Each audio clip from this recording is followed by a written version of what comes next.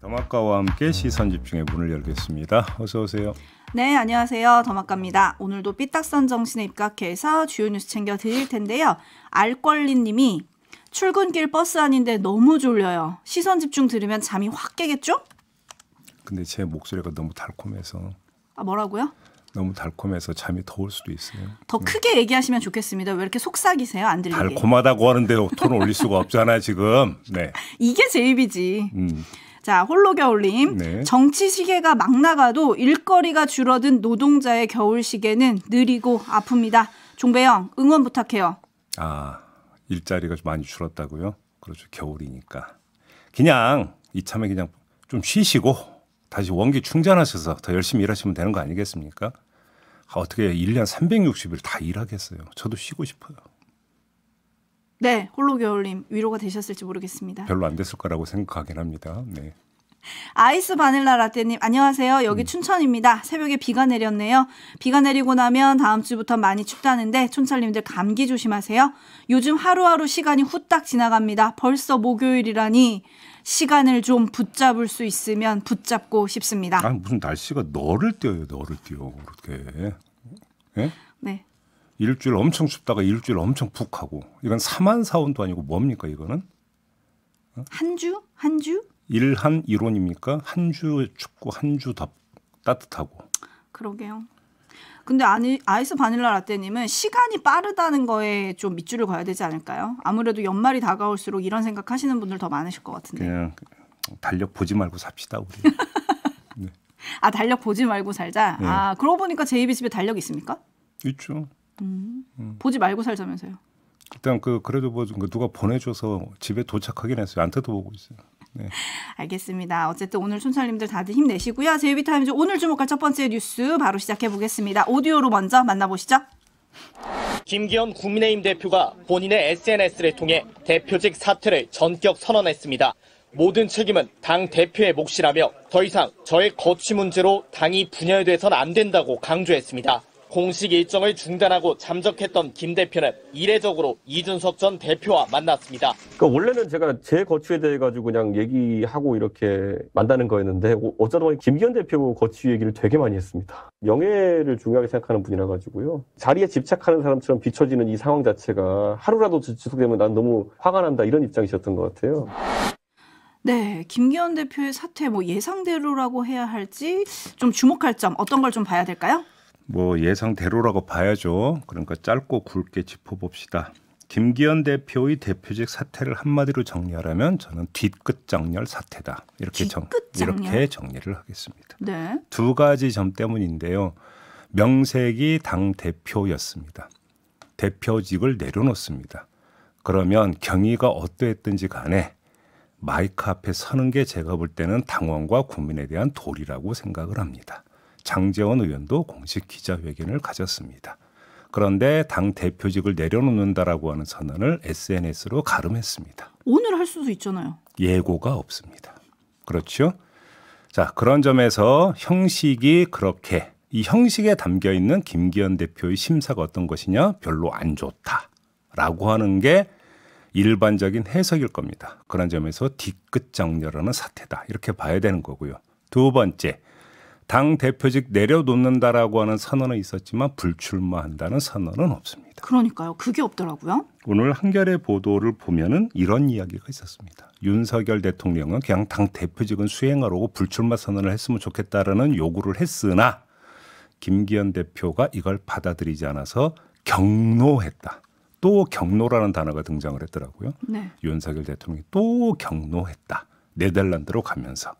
이런 보도를 내놨습니다만 아무튼 그 보도의 진위와는 상관없이 불출마 선언을 하지를 않았다라는 점입니다. 이 얘기는 뭐가 되겠습니까? 나 출마할래라고 하는 뜻으로 해석할 수밖에 없습니다. 왜? 완전히 마음을 비운 게라면 이걸 다시 언급 안 할 이유는 없는 것이기 때문입니다. 이러면 뒤끝은 남아있다라는 이야기가 됩니다. 김기현 대표의 거취 문제가 어제의 선언으로 완료된 게 아니라 반만 정리됐다. 그러면 공천 국면에서 만약에 김기현 대표가 나 울산에 그냥 출마할래 하면 어떻게 되겠습니까?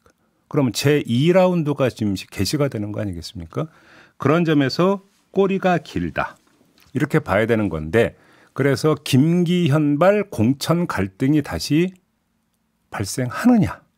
이것도 사실은 또 관전 포인트로 이렇게 되면 떠오르게 된다는 이야기입니다. 그런 점에서도 뒤끝이 길다라고 봐야 되는 거 아니겠습니까? 그래서 저는 뒤끝 장렬 사태다 이렇게 정리를 했는데요. 하나 더 사적으로 하나만 더 붙이면 윤석열 대통령이 취임한 후에 2명의 대표가 연거푸 밀려나고 있습니다. 네. 정확히 정리하면 밀려난다라는 표현이 맞을 겁니다. 그렇죠? 이준석 대표는 징계를 받아서 쫓겨나다시피 했고 김기현 대표도 밀려나다시피 한 거고요. 그러면 국민의힘의 대표 자리는 도대체 어떤 자리일까라는 생각도 한번 해봤습니다. 네, 그래서 이준석 전 대표는 지금 상황을 보면서 기시감이 든다 뭐 이런 얘기를 하기도 했었죠. 네. 그리고 장제원 의원이 사실 불출마 그 글을 올렸을 때 제가 어제 이 자리에서 그 당 관계자의 워딩을 전해드린 적이 있었잖아요. 장제원 의원이 김기현 대표의 결단을 좀 기다리고 있었다. 네. 근데 그게 안 나오니까 이제 했다. 그래서 김기현 대표가 좀 실기를 했다 이런 얘기 있었는데 오늘 나온 한겨레 보도 JB가 잠깐 인용해 주셨지만 거기에 보면은 11일 낮에도 장제원 의원이 김기현 대표를 설득을 했다는 거 아니겠습니까? 지역구 불출마하라. 근데 김기현 대표가 그걸 거부를 했고 그날 저녁에 장제원 의원은 불출마를 시사하는 글을 올렸다. 뭐 이런 건데요. 그러면 어제 JB가 얘기했던 윤석열 대통령의 시그널을 장제원 의원은 잘 읽고 김기현 대표는 오독을 한 건가요? 오독을 한 게 아니라 버텼다고 보는 게 더 맞겠죠. 버텼다. 어제 말씀드린 대로 버텼다. 그대로는 못하겠습니다라고 버티다가 그래서 장제원 의원이 먼저 치고 나갔고 그래서 압박에 들어갔고 결국은 김기현 대표도 어쩔 수 없이 등 떠밀렸다. 이렇게 정리를 해야 되는 것이겠지요. 임금님교의 캔디님이 박수 칠 때 떠나라가 아니라 등 떠밀 때 떠나라인가요? 라고 보내주셨고요. 진선님은 그래도 설마 이준석 신당에 합류하진 않겠죠? 어제 만났다는데 뭐 라고 보내주셨는데 이거는 김기현 대표가 또 SNS에 글을 올렸어요. 네, 뭐 그러니까 그런 해석이 나오니까 바로 또 글을 올려서 절대 그런 일은 없다라는 요지의 주장을 했습니다. 뼛속까지 국민의힘 당원이라고 했으니까요. 네. 그리고 물프레님이 대통령도 기자회견 한 번 안 하는데 당대표에게 제입이 너무 큰 걸 기대하시네요. 아 이게 너무 큰 겁니까? 4801님 네. 대표직 사퇴도 선거 불출마도 그들 자신을 위한 행위 아닌가요? 국민을 위한 정책 행위가 그리 어렵습니까? 라고 근본적인 질문을 좀 던져주셨고요. 7035님은 권력의 맛을 어떻게 포기할까요? 라고 해주셨는데 아무튼 요거 하나만 다시 한번 정리해서 말씀드리겠습니다. 영남권 물갈이가 장제원 의원의 불출마 선언으로 그 물꼬가 트이는가 싶었는데 김기현 대표는 불출마 선언을 하지 않아서 다시 꼬이기 시작했다. 그래서 이 김기현발 공천 갈등이 있게 될지를 앞으로 지켜볼 필요가 있다. 요 말씀을 다시 한번 드리겠습니다. 네, 그리고 거기에 하나 덧붙여서 추가 혁신 대상은 누구냐? 그들도 결단을 할 거냐? 많은 언론들이 이거를 지금 쓰고 있는데 네. 과연 나올까? 요것도 저는 시선 집중하겠습니다. 네. JB타임즈 다음 주목할 뉴스는 어떤 건가요? 이번엔 민주당으로 가겠습니다. 이탄희 의원이 어제 총선 불출마를 선언하면서 선거제만은 지켜달라 이렇게 호소를 했습니다. 그의 목소리 한번 들어보시죠.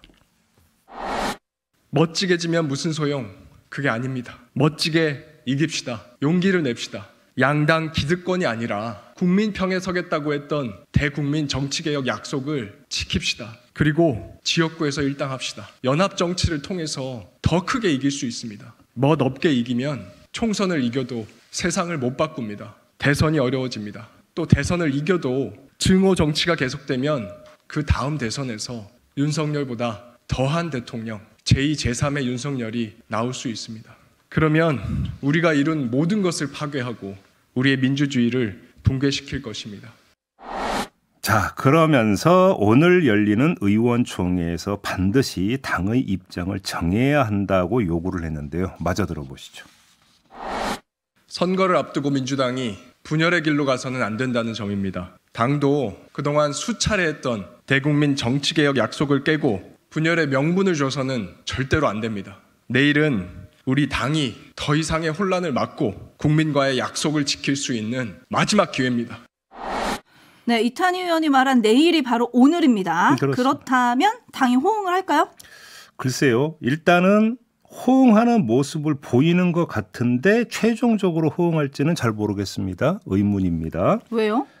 자, 일단 호응하는 모습을 보인다라고 하는 점부터 말씀을 드리겠습니다. 국회 정치개혁특위가 오는 18일 제2법안 소위를 열어서 위성정당 방지법을 심사하기로 여야가 합의를 봤다고 합니다. 위성정당 방지법을 심사한다라고 하는 것은 무슨 이야기입니까? 연동형제를 유지한다는 걸 전제로 하는 이야기입니다. 일단 형식 논리로는 그렇지 않습니까? 따라서 민주당이 일단 연동형제의 틀 안에서 위성정당을 방지하는 법안을 검토하고 있다, 심사하기로 했다라고 하는 점에서 보면 일단 호응이라고 봐야 되는 거 아니겠습니까? 여기까지만 놓고 보면. 그런데 그 끝이 뭘까냐는 겁니다. 심사의 끝이. 자, 관련해서 야당 정개특위 관계자가 이런 말을 했다고 합니다. 국민의힘이 병립형으로 입장을 정했더라도 법 심사 자체를 막으면 안 되지 않느냐고 주장했다. 다만 여당은 회의는 열어도 처리는 반대할 것으로 보인다. 라고 야당 정개특위 관계자가 이야기를 했다는 겁니다. 그럼 여당이 반대하면 민주당은 어떻게 할까요? 여기서 최종적으로 호응하느냐 마느냐가 바로 이제 이 지점에서 이제 판단을 내려야 되는 거 아니겠습니까? 자, 배제할 수 없는 시나리오가 있습니다. 이런 시나리오인데요. 민주당이 국민의힘의 고집을 명분으로 우리도 할 만큼 했는데 도저히 더 이상은 어쩔 수 없다고 나올 가능성. 그러니까 상황 논리와 니 탓. 그러니까 국민의힘 탓을 앞세워서 병립형으로 끌려가는 모습을 연출할 가능성. 배제할 수 없는 거 아니겠습니까? 자, 그러면 이 시나리오는 정말로 현실화될까? 이걸 봐야 되는 거겠죠. 그 여부를 재는 가늠자가 제가 볼 때는 오늘 의총일 것이다 라는 겁니다. 오늘 의총에서 다시 당론을 정하지 않고 좀 더 보자라고 한다면 제가 조금 전에 말씀을 드렸던 이 시나리오가 현실화될 가능성이 높다고 봐야 되겠죠. 그게 아니라 오늘 의총에서 정말로 연동형제 유지라고 하는 당론을 채택한다면 배수진을 치고 18일 정개특위 법안 소위에서 심사를 해서 국민의힘이 동의하지 않는다 하더라도 그러면 민주당이 내 갈 길 간다고 선언하는 것이 되는 거니까 결국은 오늘 의총에서 어떤 결론을 내리는지를 보면은 최종적으로 당이 이탄희 의원의 호소에 호응할지 말지를 대충은 아마 가늠할 수 있을 것이다. 이런 이야기가 될 겁니다. 네, 그리고 홍익표 원내대표가 시선집중 인터뷰에서 이제 1월 말까지 시간이 있다고 얘기를 했었죠. 그런데 그랬습니다. 지난 월요일에는 다른 방송에서 가급적 이른 시일 내에 이달 안으로 확정 짓겠다라고 얘기하면서 병립형도 하나의 옵션이다. 이렇게 또 얘기를 했었어요. 네. 그래서 오늘 의총에서 어떤 얘기가 나올지 좀 주목이 되는데 촌철님들의 의견도 좀 갈리네요. 일단 마징가님, 선거가 다가오면 모든 것들이 다 없었던 일인가요? 라고 해주셨고 약속 지켜야 된다는 얘기죠. 네, 그 외 또 최소한 병립형 회기는 안 됩니다. 뭐 이런 의견 보내주시는 분도 계시고요. 네. 반면에 푸르미바다님, 이론은 이해하는데 현실은 어려운 제안이죠. 라고 해주셨고 데이지님, 원칙도 중요하지만 돌발적인 위급 상황에서는 상황에 맞는 판단을 내리는 것도 중요하지 않을까요? 하여간 다시 한번 정리해서 말씀드리면 오늘 의총에서 결론을 내리지 않으면 제가 볼 때는 병립형으로 결국은 돌아갈 가능성이 높다고 봐야 될 것 같습니다. 끌려가는 상황 논리가 득세하는 과정이 될 가능성이 있다. 이렇게 봐야 되지 않을까 싶네요. 네. 끌려가는 걸까요? 끌려가고 싶은 걸까요?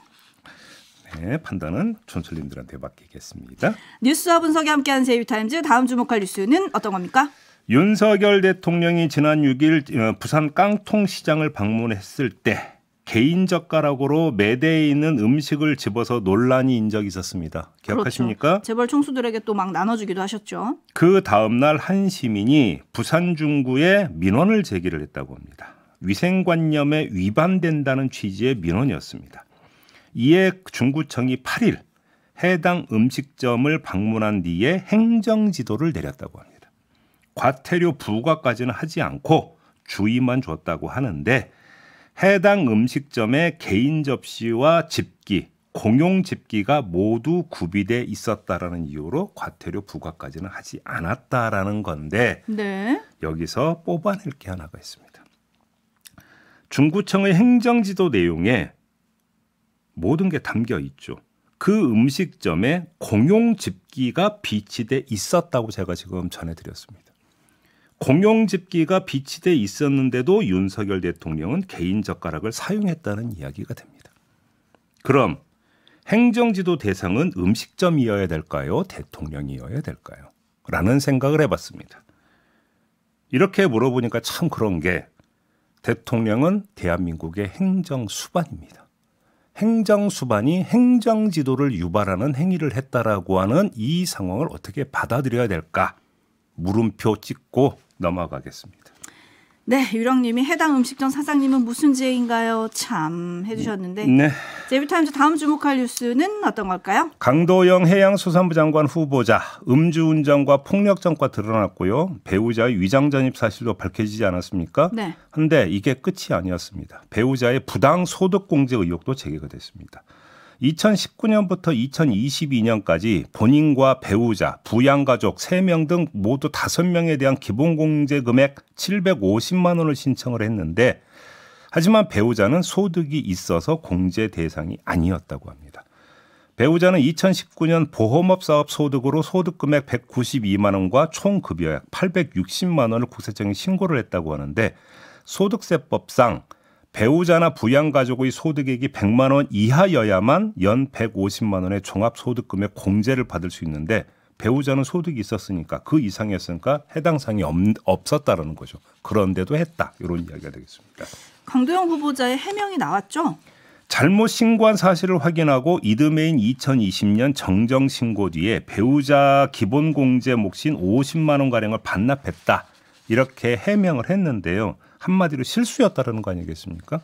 근데 그 전년도 2018년에는 배우자의 소득 때문에 기본공제를 제외했었대요. 어허. 그런데 2019년 다음 해에는 또 소득이 있는데도 기본공제를 받았다라는 겁니다. 그러니까 그 전년도에는 멀쩡히 그 소득신고에서 기본공제 대상에서 뺐는데 이듬해 실수로 공제를 받았다? 앞뒤 상황을 보면 이게 좀 이해가 되는 이야기냐라는 겁니다. 뭐 근데 그렇다 치고요. 더 근본적인 문제는 부적절 사례가 날이 갈수록 누적되고 있다는 점입니다. 그리고 그 사례들이 법을 위반했거나 법을 우습게 본 경우라는 겁니다. 모두 다. 아니 이런 사람이 국무위원 후보자로 지명이 된 거 아니겠습니까? 아니 다른 사람은 몰라도 최소한 국무위원이라면 누구보다도 법을 잘 지키는 모습은 좀 보여줘야 되는 거 아닙니까? 네? 그런데 지금 이 후보자 같은 경우는 법을 위반했거나 법을 우습게 보는 그런 행위가 지금 한두 개가 아니라는 건데 이걸 그래서 이런 사람을 보고 적격자라고 판단할 국민이 몇 명이나 되겠습니까? 제가 묻고 싶은 게 이겁니다. 뿔랑님이 인사검증은 하긴 한 거죠? 라고 물어주셨는데 저도 좀 궁금한데 인사검증 얘기를 하도 많이 해서 저는 지금 그러니까요. 입 아파서 얘기를 안 하고 있는데요. 아니 조회어 뭐 폭력전과 음주운전 전과 다 나오는 거 아닙니까? 네. 이걸 놓쳤다는 거 말이 안 되는 얘기고요. 그러면 혹시 음주운전, 폭력전과, 위장전입, 부당소득공제 다 과거의 일이니까 반성합니다. 이러면 된다. 이런 걸까요? 과거는 묻지 마세요입니까? 그러면 과거의 시효는 언제까지입니까 도대체? 네. 궁금해요. 청문회에서 뭐라고 할지가 정말 그게 궁금합니다. 저는. 네, 마무리하겠습니다. 더마카 수고하셨어요. 고맙습니다.